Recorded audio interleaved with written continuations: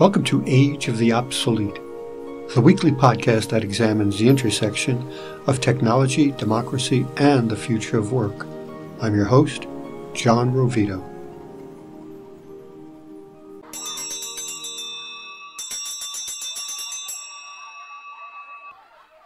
Now what I want is facts. Teach these boys and girls nothing but facts.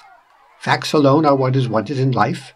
Plant nothing else and root out everything else. You can only form the minds of reasoning animals upon facts. Nothing else will ever be of any service to them. This is the principle upon which I bring up my own children, and this is the principle upon which I will bring up these children. Facts. Stick to the facts, sir. The speaker is School Superintendent Thomas Gradgrind. The book is Charles Dickens' Hard Times, a novel that explores the themes of capitalism, acquisition, and the profit motive. In Hard Times, Dickens shows us a world in which industrialization threatens to turn human beings toward the development of their emotions and imaginations. A world in which education must always be utilitarian and in the service of commerce. Anything else is folly and a waste of time. But is that the true purpose of education? Since the 19th century, the goal of American schooling has been to provide for the fullest possible development of each individual. Or as John Dewey stated it, to serve as a foundation for living morally, creatively, and productively in a democratic society. In his 1948 speech at Morehouse College, Martin Luther King Jr. expanded on this definition by emphasizing to his audience that intelligence is not enough. Intelligence plus character is the true goal of an education. And yet, there are those who believe the opposite, that a liberal education and that job-specific training is the new path forward, the only way to ensure that Americans survive in an age defined by technology and shaped by global competition. At the center of this view is a focus on STEM. STEM is an acronym for the interdisciplinary curriculum based on the idea of educating students in 4 specific disciplines: science, technology, engineering, and mathematics. In a future defined by artificial intelligence, automation, and genetic engineering, the importance of a STEM cannot be underestimated. Listen as astrophysicist Neil deGrasse Tyson extols the virtues of STEM.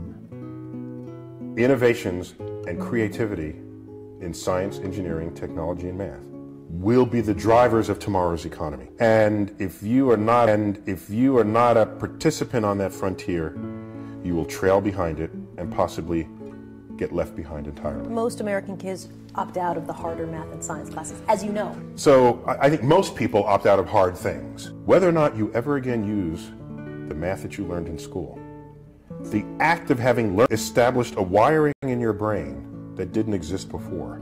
And it's the wiring in your brain that makes you the problem solver. Why did you become a scientist? Since age 9, the universe chose me in a first visit to the local planetarium, the Hayden Planetarium in New York City. Ever since then, had you asked me what I want to be when I grow up, that annoying question that adults always ask, I would have said, an astrophysicist. So there's a value to students studying math and science at high levels, even if they don't want to be running the Hayden Planetarium. Even if you don't want to become a scientist, minimum you should ask of yourself, demand of yourself. Better yet, scientifically literate and mathematically literate. Why? Because therein are the engines of problem solving in the world. How does that connect to jobs and the bottom line, which is money? Now you're valuable to an employer because companies want to innovate. And the companies that don't innovate, they wither on the vine. So the connection between STEM fields and financial stability of a nation is what needs to be established. STEM-related skills are not just a source of jobs, but a source of jobs that pay well. But is an education grounded in STEM all we need? As Albert Einstein noted, the sign of true intelligence is not simply knowledge, but imagination. Where science and technology increase our understanding of how the world works, the humanities, such as history, philosophy, and the arts, places this understanding in context, gives our knowledge purpose and direction, enables us to balance market-driven economics with the needs of society, so that its benefits are reaped not only by the few, but by the many. According to philosopher Martha Nussbaum, a grounding in the humanities is a critical component of a democratic society.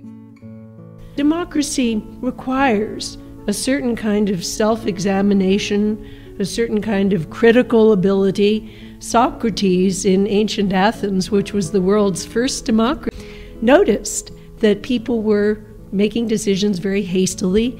They were doing what people always do, that is, deferring to tradition and authority.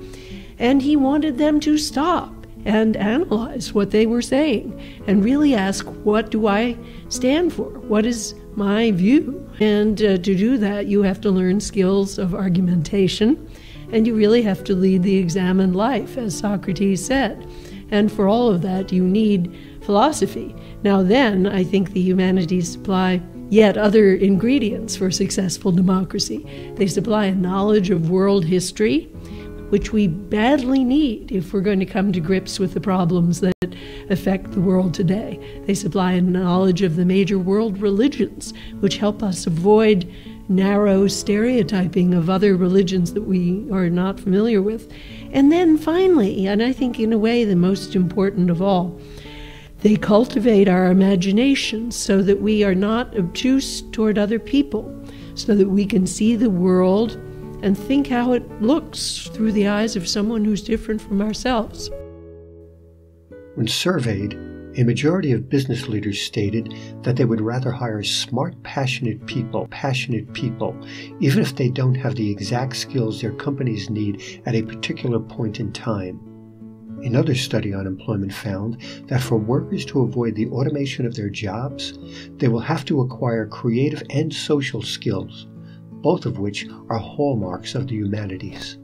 But perhaps it was the late Steve Jobs who put it best when he told an audience, "It's in Apple's DNA that technology alone is not enough. That it's technology married with liberal arts, married with the humanities, that yields us the result that makes our hearts sing." The debate goes on, but as we continue to discuss STEM, the humanities, and the true nature of education, it's important to remember that for most of us, work is more than simply a paycheck. Just as work defines are, a rounded education will provide insight and meaning to the work we do each day. This is John Ravito saying thanks for tuning in. If you have any questions or want additional information on any of the topics covered in these podcasts, please go to our website at theobsolete.com. Thanks again, and I'll see you next time.